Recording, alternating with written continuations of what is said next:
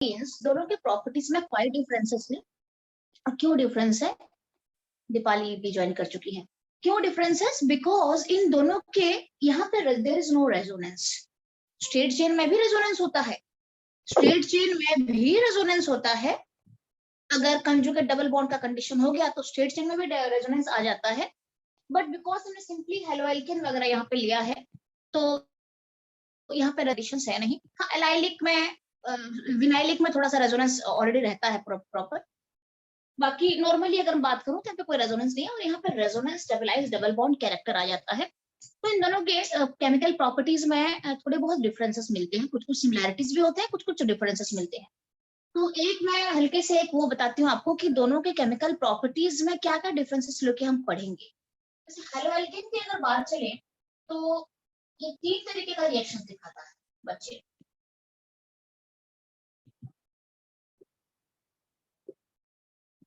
Substitution reaction दिखाता है जिसके अंदर आप SN1 और SN2 रिएक्शन के बारे में पढ़ोगे। ये हेलोएल्केन सब्स्टिट्यूशन रिएक्शन दिखाता है जिसके अंदर आप SN1 SN2 रिएक्शन के बारे में पढ़ोगे। दूसरा क्या दिखाता है? एलिमिनेशन।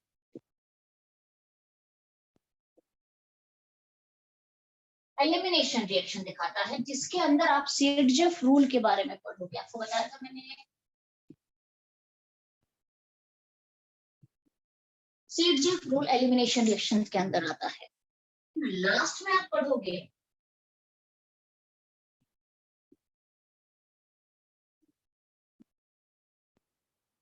रिएक्शन विद मेटल्स पढ़ोगे आप, जिसके अंदर 2 तरीके का रिएक्शंस दिखते हैं।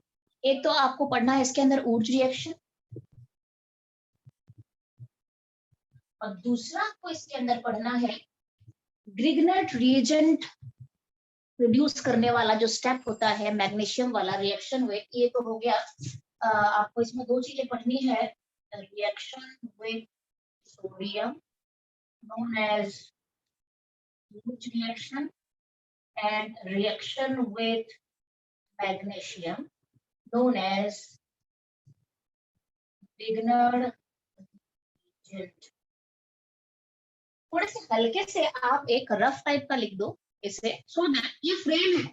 जब आप कभी रिवीजन करते हो, एग्जाम के लिए जाते हो तो समरी अगर आपको पढ़नी है तो थोड़ा सा फ्रेम ऑलरेडी बना के रखना अपने पास। बाकी तो इसके अंदर फिर बहुत सारी चीजें हैं वो अलग बात है, बट थोड़ा फ्रेम बना देते हो ना तो दिमाग में ना वो हो जाता है कि हाँ हमें मतलब इसके अंदर ये पढ़ना है, दैट्स ऑल दैट्स ऑल। फिर आप एक एक पार्ट में जाके फिर आपको समझ में आ जाएगा, देख के अच्छा SN1 SN2 ये होता है, सेडजेफ रिएक्शन ये होता है, ऊर्ज रिएक्शन ग्रिग्नट इस तरीके से हम पढ़ते हैं। तो ये इसका फ्रेम बन गया, ठीक है। अच्छा, और इसमें से हम सारा कर चुके हैं, ये सारे डन हो गए हैं हमारे कि कैसे केमिकल रिएक्शन दिखाते हैं। SN1 SN2 बहुत इंपॉर्टेंट होता है इस चैप्टर में। अगर सबसे ज्यादा कुछ रीजनिंग क्वेश्चन आता है तो SN1 SN2 से आता है और बहुत इंपॉर्टेंट है ये, ठीक है। अच्छा, कहने को तो SN1 SN2 रिएक्शन हेलोएल्कीन में है बट ये हर चैप्टर में इसका यूज होता है, ठीक है, क्योंकि ये बहुत मेन रिएक्शन है, nucleophilic substitution reaction. Most of the reactions में हम न्यूक्लियोफिलिक रिएक्शंस को सब्स्टिट्यूशन को यूज करते हैं। अब हम चलते हैं हेलोअरीन्स में चलते हैं। तो हेलोअरीन्स में जब हम चलते हैं तो यहाँ पे भी सब्स्टिट्यूशन दिखता है मुझे।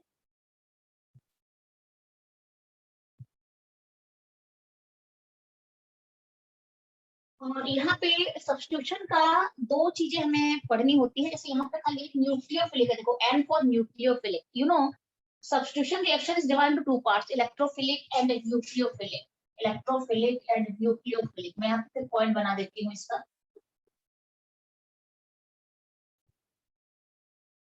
and second point nucleophilic। Addition में भी 2 होते हैं, इलेक्ट्रोफिलिक न्यूक्लियोफिलिक, ठीक है। तो और सब्स्टिट्यूशन में भी 2 होते हैं, इलेक्ट्रोफिलिक एंड न्यूक्लियोफिलिक। तो हेलोअरीन्स के अंदर दोनों पढ़ने हैं, इलेक्ट्रोफिलिक और न्यूक्लियोफिलिक। सब्स्टिट्यूशन के अंदर 2 आ जाएंगे, ध्यान रहे। जिसके बारे में अगर हम पढ़ते हैं तो इलेक्ट्रोफिलिक मोस्टली ज्यादा पढ़ते हैं और दूसरा वाला थोड़ा कम पढ़ते हैं। क्यों कम पढ़ते हैं उसके रीजन भी पूछा जाता है, ऑलरेडी बोर्ड में क्वेश्चंस आता भी है कि why nucleophilic substitutions are rarely shown by haloarenes. तो इन सब के बारे में एक एक क्वेश्चंस करेंगे हम पूरा प्रॉपर। तो ये हो गया सब्स्टिट्यूशन के अंदर 2 रिएक्शंस पढ़ने आपको। बट यहाँ पे क्या डिफरेंस आपको मिला, यहाँ पे खाली न्यूक्लियोफिलिक आपने पढ़ा, N for nucleophilic. Hello alkane कभी भी इलेक्ट्रोफिलिक नहीं दिखाता है, ध्यान रहे यहाँ पे कहीं पे इलेक्ट्रोफिलिक नहीं है, इसका मतलब है हेलो अल्केन इलेक्ट्रोफिलिक सब्स्टिट्यूशन नहीं शो करता है, ठीक है। तो ये खाली न्यूक्लियोफिलिक दिखाता है, बट ये सब्स्टिट्यूशन के अंदर दोनों रिएक्शन को शो करता है, बहुत इजीली शो करता है। इसके ऊपर पे पढ़ेंगे आज मैं आपको मोस्टली यहाँ पे ही लेके जाऊंगी, आज का टॉपिक है ये। और उसके बाद सेकंड एलिमिनेशन शो नहीं करता है हेलो अरेन्स, एलिमिनेशन मैं थोड़ा सा आपको बता देती हूँ। एलिमिनेशन नहीं दिखाता है, हेलो अरेन्स नहीं दिखाता है, एलिमिनेशन होने का चांसेस ही नहीं है, बिल्कुल स्टेबलाइज स्ट्रक्चर है तो एलिमिनेशन नहीं हो सकता है यहाँ पे।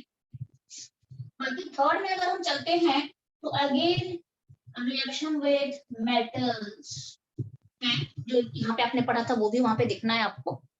और यहाँ पे रिएक्शन विद सोडियम के अंदर आपको दो चीजें पढ़नी होती है, Fittig and Wurtz Fittig. Reaction with metal के अंदर आपको पढ़नी होती है, एक तो फिटिग है और दूसरा है ऊर्ज फिटिग। देखो विजिबल है कि नहीं, रिएक्शन में सोडियम के अंदर यहाँ पे हमने खाली ऊर्ज पढ़ा था, यहाँ पे फिटिग एंड ऊर्ज फिटिग पढ़ना है, और ये मैंने आपको पढ़ा दिया है, पहले से ही पढ़ा दिया है फिटिग और ऊर्ज फिटिग क्या होता है, we have already done this, ठीक है। जो बच्चे ने जिन बच्चों ने नहीं करा है उनको फिर मैं अलग से ये करा दूंगी, ठीक है। And second one is reaction with magnesium, again the same thing, Grignard is produced here। इसके अंदर फिर मुझे पढ़ना पड़ेगा, ग्रिग्नार्ड पढ़ना है,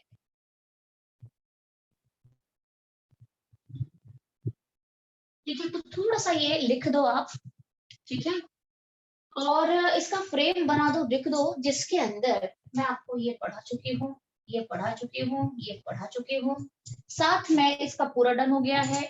और इसका उस दिन आपको मैंने बताया था, बिकॉज ये रिएक्शंस पढ़ा ही रही हूँ तो इसको भी पढ़ा देती हूँ, तो ये भी पढ़ा चुकी हूँ कि ऊर्ज फिटिग और फिटिग में सिंपल सिंपल रिएक्शन से कुछ है नहीं इसके अंदर, ठीक है। और ये मैं पढ़ा चुकी हूँ, तो अब एलिमिनेशन तो दिखाता है नहीं, तो हमें क्या पढ़ना है, केमिकल रिएक्शंस के अंदर ये बच गया है मेरा, हेलोवरीज का सब्स्टिट्यूशन रिएक्शंस के अंदर इलेक्ट्रोफिलिक और न्यूक्लियोफिलिक दोनों रह गए हैं। तो आज ये फ्रेम अगर आपने लिख दिया है तो अब हम सीधे चलेंगे हेलोवरीज के सब्स्टिट्यूशन आपने रिएक्शन। न्यूक्लियोफिलिक करार नहीं दिए थे क्या? कहाँ पे न्यूक्लियोफिलिक, कौन सा वाला, ये वाला? Yes ma'am. नहीं नहीं, अभी पूरा करना है, ये दोनों करना है अभी। मैम शायद से आपने कराए थे वो। ये वाला न्यूक्लियोफिलिक है, हेलो नहीं मैम, एल्केनफिलिक आपने में। ये भी कराया था, बट वो एक दो एग्जांपल आपने बेंजीन के भी दिए थे। नहीं नहीं, वो दिया था ऐसे आपको समझाने के लिए, एग्जांपल बताया होगा, अभी प्रॉपर करवाया नहीं, इसके ऊपर नहीं नहीं बहुत मैम, रीजनिंग। उसमें मैकेनिज्म भी आपने बताया था कि लाइक कैसे बनाएंगे। नहीं नहीं, मैं तुम देख लो, मैं पढ़ा रही हूँ आपको ना, मुझे पता है ना क्या क्या करवाया है, ये अभी तक छुआ नहीं है मैंने, इसके अंदर रीजनिंग आते हैं, इसके अंदर बहुत कुछ आते हैं, हल्के से एग्जांपल दे दिया होगा। अच्छा एक काम करते हैं, if the frame is done, मैं सीधा रब करूंगी and straight I go to this substitution electrophilic. Done everyone?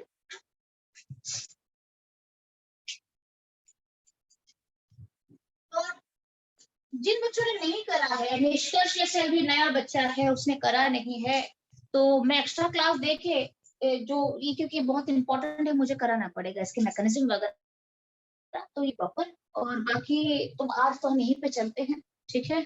Done Deepali, everything done, ये मैं स्टार्ट करूंगी नया टॉपिक फिर। Yes ma'am. प्राची, मेघना, सारे बच्चे डन है? वर्तिका प्रेजेंट है कि नहीं आज? No ma'am. Vartika is not there, अच्छा। जिज्ञासा भी नहीं है प्रेजेंट, ओके। आयुष है कि नहीं है? आयुष प्रेजेंट है, ओके। चलो ठीक है, जिन बच्चों ये दे देना, फ्रेम दे देना ये बच्चों को, ठीक है। तो मैं पूरा रैप कर रही हूँ इसे। मैम एक सेकेंड।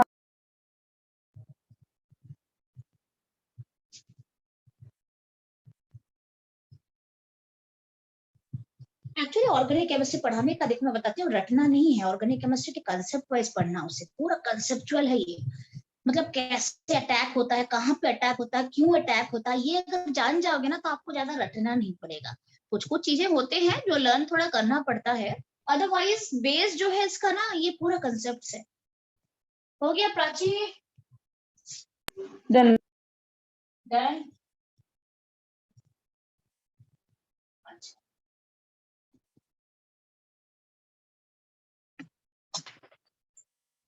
अच्छा, आप सबको तो रेजोनेंस के बारे में आइडिया होगा नहीं कि कैसे कैसे रेजोनेंस पहचानते हैं हम, किस तरीके से जानते हैं कि कॉज किस तरीके का रिएक्शंस दिखाएगा, ये थोड़ा बहुत आपको पता होगा।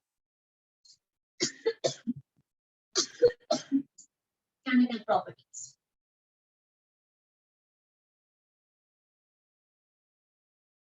ठीक है। तो इसके अंदर सबसे पहले हम पढ़ेंगे सब्स्टिट्यूट। ये हेलो एरीन्स का है, ध्यान रहे अभी जो भी पढ़ेंगे हम हेलो एरीन्स को लेके पढ़ेंगे। तो ये है सब्स्टिट्यूशन। अच्छा, सब्स्टिट्यूशन के दो पार्ट है, मैंने आपको बताया इलेक्ट्रोफिलिक एंड न्यूक्लियोफिलिक होता है, ठीक है। एक होता है इलेक्ट्रोफिलिक एंड सेकंड होता है न्यूक्लियोफिलिक। मैं आपको समझा दूंगी प्रॉपर, यहाँ पे डिक्टेट करके लिखवाना नहीं है क्योंकि आपको मैंने हैंड रिटन नोट्स तो ऑलरेडी भेज दिया है। जो एक्चुअली ऑर्गेनिक केमिस्ट्री के नोट्स जो बच्चे पढ़ते हैं वो नोट्स आप सबको मैंने ग्रुप में ऑलरेडी डाल दिया था, हेलो एल्केम वाला। तो ये आप वहाँ पे पूरा पॉइंट वाइज जैसे मैं आपको पढ़ाऊंगी अकॉर्डिंगली वहाँ पे लिखा हुआ है, आप गो थ्रू कर सकते हैं। एक है इलेक्ट्रोफिलिक सब्स्टिट्यूशन और दूसरा है न्यूक्लियोफिलिक सब्स्टिट्यूशन, ठीक है। ये दोनों अलग अलग तरीके के हैं। अच्छा, और आप पढ़ रहे हैं हेलो अरेंज के, तो होता क्या है, ये बहुत इजीली शो करता है। क्यों करता है अभी यहाँ पे आपको एग्जांपल देके बता दूंगी। और ये रियली शो करता है, दूसरा वाला कंडीशंस चाहिए इसके लिए। अगर इसको दिखाना है न्यूक्लियोफिलिक सब्स्टिट्यूशन तो उसको रेयरली शो करता है, उसको कंडीशंस चाहिए, कंडीशंस दे दूंगी तो वो हो जाएगा, अदरवाइज नॉर्मली में नहीं हो पाएगा, रूम टेम्परेचर में पॉसिबल नहीं है, ठीक है। अच्छा, बट इलेक्ट्रोफिलिक सब्स्टिट्यूशन रिएक्शन काफी इजीली शो करता है।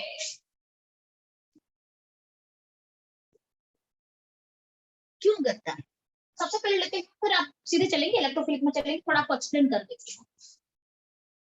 इलेक्ट्रोफाइल न्यूक्लियोफाइल का आइडिया होगा सबको, इलेक्ट्रोफाइल एंड न्यूक्लियोफाइल क्या होता है?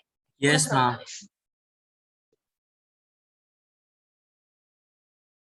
Electrophile and nucleophile.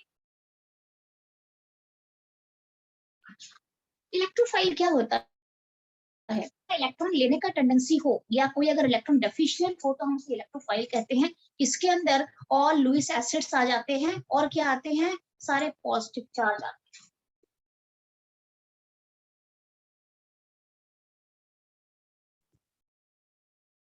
ये इलेक्ट्रोफाइल के अंदर आता है।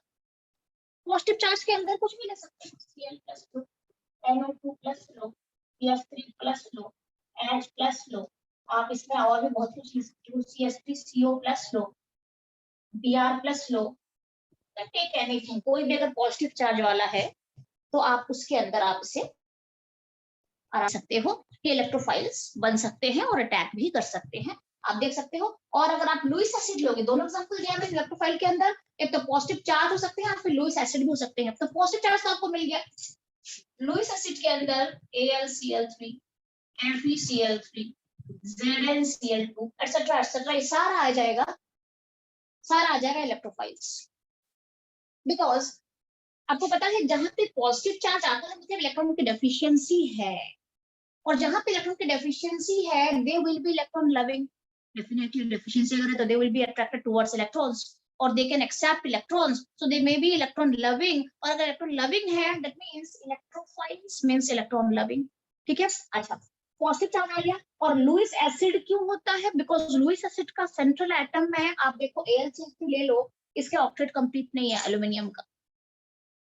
BCl3 ले, BCl3 ले लो,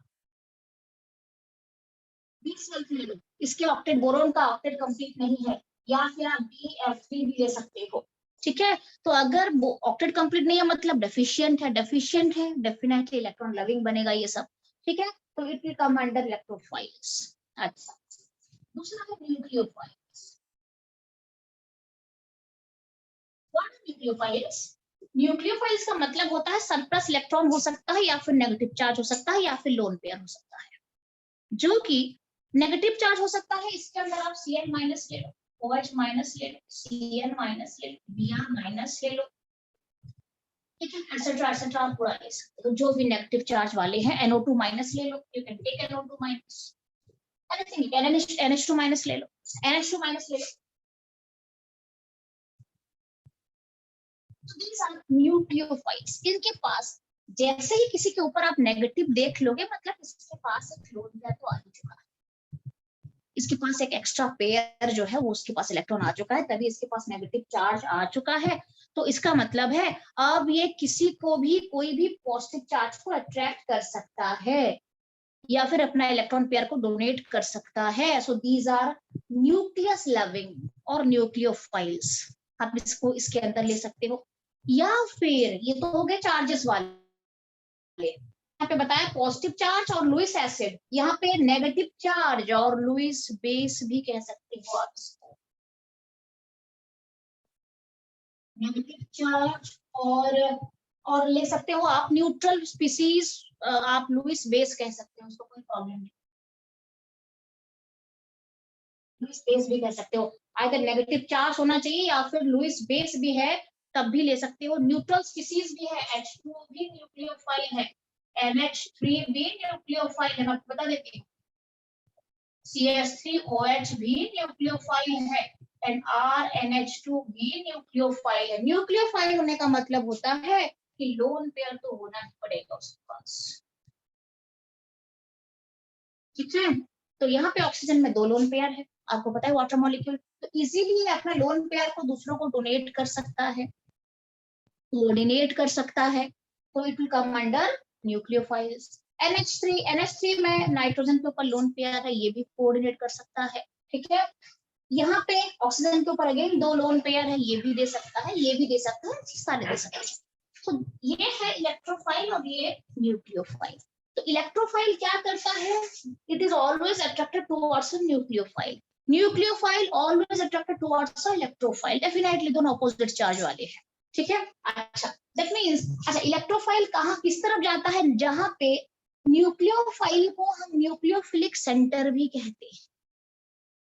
न्यूक्लियोफाइल का मतलब जहां पे नेगेटिव चार्ज आ गया, मतलब वहां पे न्यूक्लियोफिलिक सेंटर क्रिएट हो गया, और जैसे ही न्यूक्लियोफिलिक सेंटर क्रिएट होता है इलेक्ट्रोफाइल जाके वहां पे अटैच हो जाता है। सिमिलरली न्यूक्लियोफाइल को क्या चाहिए, इलेक्ट्रोफिलिक सेंटर चाहिए। जैसे ही इलेक्ट्रोफिलिक सेंटर आ गया, पॉजिटिव चार्ज वाला कोई भी सेंटर आ गया, तो ये जाके वहां पे अटैच हो जाता है। डन है। अब हम चलते हैं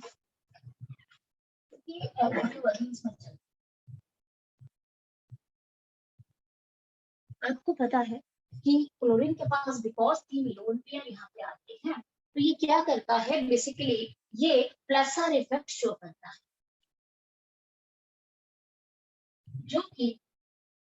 जो कि ऑर्थो एंड पारा डायरेक्टिंग। तो पता है कि क्लोरीन के पास, इसके पीछे तो और बहुत कुछ और भी रीजन है, अभी धीरे धीरे करके सारे जानेंगे। बिकॉज इसके पास लोन पेयर भी है, ठीक है, और यहाँ पे रेजोनेंस का कंडीशन आ जाता है, प्लस आर इफेक्ट शो करता है ये, ठीक है। और यहाँ पे ऑर्थो एंड पारा डायरेक्टिंग होता है, बिकॉज ये ऑर्थो एंड पारा डायरेक्टिंग होता है, रेजोनेंस कंटिन्यूअसली बना रहता है, कंटिन्यूअसली बना रहता है। इसका मतलब है अगर रेजोनेंस है तो क्लोरोबेंजीन है, अगर रेजोनेंस नहीं है तो क्लोरोबेंजीन नहीं है, एग्जिस्ट नहीं कर पाएगा बिल्कुल भी। क्लोरोबेंजीन तब तक एग्जिस्ट करता है जब तक कंटिन्यूअसली रेजोनेंस चलता रहेगा इनडेफिनाइट टाइम के लिए चलता रहता है। ऐसा नहीं है कि अभी रेजोनेंस हो गया बाद में थोड़ी देर के बाद बंद हो गया। रेजोनेंस का मतलब होता है इनडेफिनाइटली, जब तक ये मॉलिक्यूल एग्जिस्ट करेगा ना, जैसे आप सांस लेते हो, जब तक आप जिंदा हो सांस लेते हो ना, सिमिलर टाइप की बात होती है कि क्लोरोबेंजीन एग्जिस्ट जब तक करेगा अंदर रेजोनेंस चलता रहेगा कंटिन्यूअसली। बीच में रिएक्शंस में अगर वो जाएगा तो थोड़ा सा डेविएशन, मतलब रेजोनेंस चलता रहेगा फिर रिएक्शंस भी दिखाता रहेगा, कोई प्रॉब्लम नहीं है। अच्छा अब हम चलते हैं, बिकॉज ऑफ रेजोनेंस यहाँ पे पार्शियल डबल बॉन्ड आता है, आपको पता है ना, पार्शियल डबल बॉन्ड आ जाता है यहाँ पे, ठीक है। पार्शियल डबल बॉन्ड का मतलब होता है इस बॉन्ड का, ये सिंगल बॉन्ड पहले सिग्मा बॉन्ड था ना, अब ये पार्शियल डबल बॉन्ड हो गया है। Partial double bond is not actually double bond, basically delocalisation of electron से पार्शियल डबल बॉन्ड क्रिएट हो जाता है। आपको मैंने वैसे भी बताया है, अगर मैं बॉन्ड एंथैल्पी की बात करूं या बॉन्ड स्ट्रेंथ की बात करूं, एंथैल्पी मींस बॉन्ड स्ट्रेंथ की अगर बात करूं तो आपको मैंने बताया है triple bond is more I mean stronger then double bond then partial double bond then single bond. ये bond strength की बात चल रही है यहाँ पे. और अगर मैं bond length की बात करूँ तो उल्टा हो जाएगा. Single bond is longer than partial double bond is longer than double bond is longer than triple bond. ये बॉन्ड एंथैल्पी और बॉन्ड स्ट्रेंथ कह सकते हो, ये बॉन्ड लेंथ है. इस तरीके से ये वेरी करते हैं. अब क्या है, बिकॉज यहाँ पे पार्शियल डबल बॉन्ड आ चुका है, ठीक है, और तो ये थोड़ा स्ट्रॉन्गर हो गया. अभी सिंगल बॉन्ड तो रहा नहीं है. अब सिंगल बॉन्ड सबसे ज्यादा वीकर होता है, बट मेरा पार्शियल डबल बॉन्ड आते ही थोड़ा सा बॉन्ड स्ट्रेंथ बढ़ जाएगा. तो ये यहाँ पे अगर ये यहाँ पे टूटता तो Cl माइनस बनता और फिनाइल कार्बोकैटायन बनता. क्या बनता? अगर ये यहाँ पे टूटता तो यहाँ पे ये माइनस बनता बिकॉज ये ज्यादा इलेक्ट्रोनेगेटिव है, और यहाँ पे प्लस बनता, इस पोजीशन पे प्लस बनता. बट हो इसलिए नहीं पाएगा क्योंकि यहाँ पे पार्शियल डबल बॉन्ड है, जो कि हेलो एल्केन में इजीली दिखता है. यहाँ पे इजीली टूटता है ये, और ये माइनस और ये प्लस लेता है, बट यहाँ पे वो नहीं पाएगा, पार्शियल डबल बॉन्ड आ गया रेजोनेंस की वजह से. तो अगर ये न्यूक्लियोफाइल नहीं बन पाएगा, दैट मींस न्यूक्लियोफिलिक सब्स्टिट्यूशन दिखाना रेयर हो जाएगा. क्योंकि अगर ये न्यूक्लियोफाइल बना तब जाके यहाँ पे सटेगा और इससे सब्स्टिट्यूट करेगा ना. अगर ये बना तभी बॉन्ड ब्रेक होगा, तभी तो OH माइनस Cl को सब्स्टिट्यूट करेगा. अगर ये बॉन्ड ही पावरफुल हो गया और बॉन्ड ही ब्रेक नहीं होगा तो OH माइनस कहाँ से अटैक करेगा, उसको नहीं हटा नहीं पाएगा. तो भूल जाओ. दैट मींस न्यूक्लियोफिलिक सब्स्टिट्यूशन बहुत रेयरली शो करता है because due to partial double bond character here ये बॉन्ड ब्रेक नहीं होता है. क्या कंडीशंस होता है, अगर मैं टेम्परेचर प्रेशर बहुत हाई रखूंगी तो थोड़ा बहुत रिएक्शंस पॉसिबल हो सकता है. बहुत हाई टेम्परेचर प्रेशर पे करूंगी तो बॉन्ड रुकने का चांसेस होता है. सबसे पहले ये पता चल गया हमें कि न्यूक्लियोफिलिक सब्स्टिट्यूशन रिएक्शन क्यों रेयर होता है. क्लियर है? ठीक है. अच्छा, उसके बाद चलते हैं, ये वाला पॉइंट क्लियर हो गया कि ये बॉन्ड पार्शियल डबल बॉन्ड है तो ब्रेक नहीं होगा. अगर ब्रेक नहीं होगा तो OH माइनस इजीली आके Cl माइनस को सब्स्टिट्यूट नहीं कर पाएगा. दूसरी बात, ड्यू टू रेजोनेंस यहाँ पे डेंसिटी बढ़ता है. तीन जगह पे बढ़ता है. कहाँ पे बढ़ता है? ऑर्थो, पारा एंड ऑर्थो. ये तीनों ऑर्थो ये मेटा है. तो ड्यू टू प्लसर इफेक्ट यहाँ पे रेजोनेंस, यहाँ पे डेंसिटी बढ़ता है, डेंसिटी बढ़ता है. यहाँ पे न्यूक्लियोफिलिक सेंटर क्रिएट हो गया. और आपको मैंने क्या कहा था, जैसे ही न्यूक्लियोफिलिक सेंटर दिखेगा कौन अटैक करेगा? इलेक्ट्रोफाइल अटैक करना स्टार्ट कर देगा. ठीक है.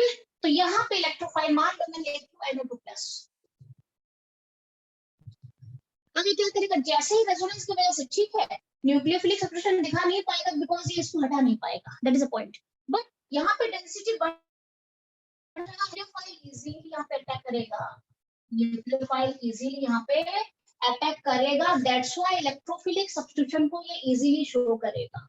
इलेक्ट्रोफिलिक सब्स्टिट्यूशन का मतलब होता है इलेक्ट्रोफाइल यहाँ जाएगा और यहाँ पे जाके अटैच होगा न्यूक्लियोफिलिक सेंटर में, यहाँ से H+ को हटा देगा और उसका पोजीशन खुद ले लेगा बिकॉज ये प्लस है और ये डेंसिटी यहाँ पे क्रिएट हो चुकी है. तो दैट्स व्हाई हेलोअरीज जो है वो इलेक्ट्रोफिलिक सब्स्टिट्यूशन इजीली शो करता है. आपने भी देखा इलेक्ट्रोफिलिक है, इलेक्ट्रोफाइल है तो सब्स्टिट्यूट करने लगेगा. यहाँ पे आप ऑर्थो, मेटा, ऑर्थो, पारा प्रोडक्ट बनाने लग जाएगा. बट न्यूक्लियोफिलिक यहाँ पे अटैक नहीं कर पाएगा due to this stronger bond. Done है? क्या कोई डाउट है? मैम एक बार आप और समझा सकते हो ये न्यूक्लियोफाइल आर इफेक्ट वाला? कौन सा वाला? आर इफेक्ट जो आपने समझाया. Plus are effect. क्लोरीन जो है क्लोरोबेंजीन दिखाता है, एक्टिवेटिंग होता है और बेंजीन रिंग के अंदर डेंसिटी बढ़ाता है, ऑर्थो एंड पारा पोजीशन पे बढ़ाता है. ये तब आप जान पाओगे जब आपको क्लोरोबेंजीन का रेजोनेंस स्ट्रक्चर के बारे में पता होगा. और ये ऑलरेडी आपको मैंने बताया था, ये सब पढ़ चुके हो आप. कहाँ पे? जब आप रेजोनेंस जीओसी पढ़ चुके हो तो किस तरीके से डेंसिटी क्रिएट होता है. जैसे ही डेंसिटी क्रिएट हुआ नो टाइम लैग, फटाफट से आएगा और ये अटैक करने लग जाएगा यहाँ, और यहाँ से H+ को हटाने लग जाएगा. तो इलेक्ट्रोफिलिक सब्स्टिट्यूशन कहते हैं, जो कि बहुत इजीली शो करता है. ठीक है. और न्यूक्लियोफिलिक सब्स्टिट्यूशन को ये शो नहीं करता due to this partial double bond character. और दूसरी बात क्या है, न्यूक्लियोफाइल जब अटैक करेगा तो इसको हटाने की कोशिश करेगा. ठीक है. एक तो पार्शियल डबल बॉन्ड है तो ये हटा नहीं पाएगा. That is a point. क्योंकि बॉन्ड टूटेगा तभी तो उसको रिप्लेस करेगा। दूसरी बात, ये भी नेगेटिव है और डेंसिटी भी नेगेटिव है, ये पहले से ही इसको रिपेल कर देगा सारा।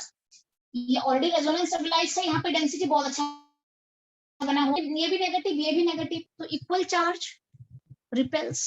तो ये भी नेगेटिव, ये पूरा बेंजीन रिंग पे नेगेटिव छाया हुआ है, और ये बाहर से न्यूक्लियोफाइल अगर अटैक करेगा तो ये पहले से ही उसको धक्का देके निकाल देगा कि नहीं, नॉट अलाउड हियर, क्योंकि ऑलरेडी ये भी नेगेटिव, ये भी नेगेटिव, तो ये किसी भी तरीके से इसको रिप्लेस नहीं कर सकता है। दूसरी बात, अगर मैं टाइम टेम्परेचर प्रेशर बढ़ाने लग जाऊंगी तो दैट इज अ पॉसिबिलिटी थोड़ा बहुत ये रिप्लेस, अगर मैं किसी तरीके से ऐसा कोई कोशिश करूं कि डेंसिटी यहाँ से घट जाए, अटैक कर सकता है थोड़ा बहुत। मान लो यहाँ पे कोई इलेक्ट्रॉन विथड्रॉइंग ग्रुप रख दो, यहाँ पे इलेक्ट्रॉन विथड्रॉइंग ग्रुप रख दूंगी, यहाँ पे कोई इलेक्ट्रॉन विथड्रॉइंग ग्रुप रख दूंगी, यहाँ पे कोई इलेक्ट्रॉन के विथड्रॉइंग ग्रुप रख दूंगी, तो वो इलेक्ट्रॉन को विथड्रॉ कर लेगा। जैसे यहाँ पे डेंसिटी घट जाएगा, यहाँ पे डेंसिटी घट जाएगा, अब ये थोड़ा बहुत इसे हटाने की कोशिश कर सकता है, अदरवाइज नहीं है। तो है ये कंसेप्चुअल। अब हम सीधे चलते हैं, अगर ये जहां तक पढ़ाया क्लियर है तो सीधे चलेंगे इलेक्ट्रोफिलिक के सारे थोड़ा एक बार देख लेंगे। इसके अंदर हैलोजिनेशन, नाइट्रोनेशन, फ्रिडलक्राफ्ट वगैरह आता है, फिर मैं आपको यहाँ पे लेके चलूंगी। सो डन है, डन हेम, अभय, यस मैम। पूरा डन है, कोई दिक्कत नहीं है एवरीवन, ठीक है। अच्छा, तो ये आपको मैंने अभी ये पढ़ाया कि ये क्यों शो करता है और ये क्यों नहीं शो करता, उसका रीजन थोड़ा सा हमने यहाँ पे जाना।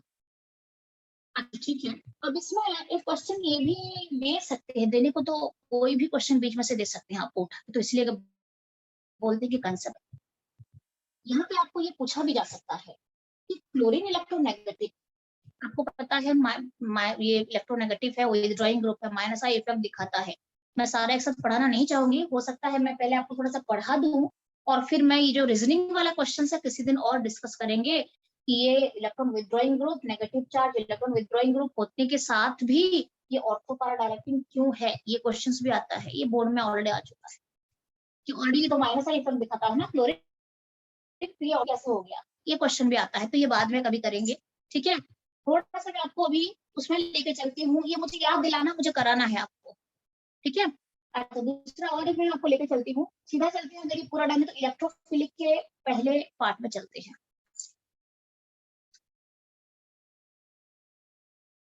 Everyone clear? मैं पूरा ये किसी को लिखना है, मैं आपको यहाँ पे ये भी बोलती हूँ कि मैं यहाँ पे बोर्ड में जो कुछ भी लिखवाती हूँ यू मस्ट राइट डाउन, लिख देना, उसे कहीं पे भी लिख देना, रफ में या कहीं, ठीक है। अच्छा, तो मैं एक सेकंड मैम मत रब कर रहा हूँ।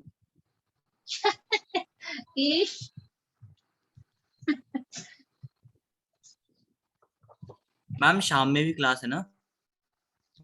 हाँ, शाम को तो है। लो हम क्लास को सिलेबस खत्म करो। अरे मैम आज शाम को मत लो, आज 3 घंटे के आपने वैसे ही ले लिया। रुको, मैं देखती हूँ, अगर मैं थकूंगी नहीं तो लूंगी, मैं थक Okay, जाऊंगी। मैं थक नहीं रही हूँ, आप कल नहीं हुई पाई थी ना, कल हो नहीं पाई थी मैं मोस्टली ना, तो मुझे थोड़ा सा ना, मेरा अभी है प्रेशर है पूरा सिलेबस का, नहीं मैम, तो आपने आज 2 क्लासेस वैसे ही ले लेना, तो तीसरी हाँ, देखते पहले मैं ले लूं 2 क्लास, पहले मैं 2 क्लास ले लूं, है ना। नेटवर्क बीच में गड़बड़ ना हो, मैं ले लूं क्लास, अगर सब कुछ सक्सेसफुल रहा तो फिर मैं देखूंगी शाम के बारे में, ले लो, टाइम मिल रहा है ले लो, क्योंकि क्या पता ऐसे सिलेबस थोड़ा सा करना पड़ेगा ना। यस आपका अगर स्कूल में टेस्ट नहीं होता, मैं अपने तरीके से पढ़ना। मैम डन हो गया, डन है ये, वो फटाफट। मैम अभी आपने थोड़ी देर पहले मैम क्या बताया मैम? अभी कुछ भी नहीं बताया प्राची, ये एक्सप्लेन करा है, अब मैं इसको रख करके दूसरे में चलेंगे, इलेक्ट्रोफिलिक में चलेंगे। इसे नोट डाउन कर लो फटाफट, जब मैं लिखती हूँ ना, मैं तो लिखती रहती हूँ, थोड़े बहुत समझ के लिखना स्टार्ट कर देना, सो दैट जल्दी लिखना हो जाएगा। निष्कर्ष बेटा समझ में आ रहा है कि नहीं? मैम एक बार आप ये इलेक्ट्रोफिलिक सब्स्टिट्यूशन दोबारा से समझा दीजिए। इलेक्ट्रोफिलिक जो है ना, एक काम करेंगे बच्चे, मैं ये आपको प्रायर एक एग्जांपल दे रही थी, मैं आपको जब पढ़ाऊंगी तो फिर दोबारा समझाऊंगी प्रॉपर, अभी हम चलेंगे ना प्रॉपर। नहीं ओके मैम, इलेक्ट्रोफिलिक तो पूरा करेंगे, 1 by 1 करेंगे, कराने बनाने के लिए मैं बता रही थी। ठीक है? अच्छा, तो हमने यहाँ पे देख लिया, आपको मैंने बताया कि क्यों ये इलेक्ट्रोफिलिक को बहुत इजीली शो करता है, न्यूक्लियोफिलिक को शो नहीं करता है, रेयरली।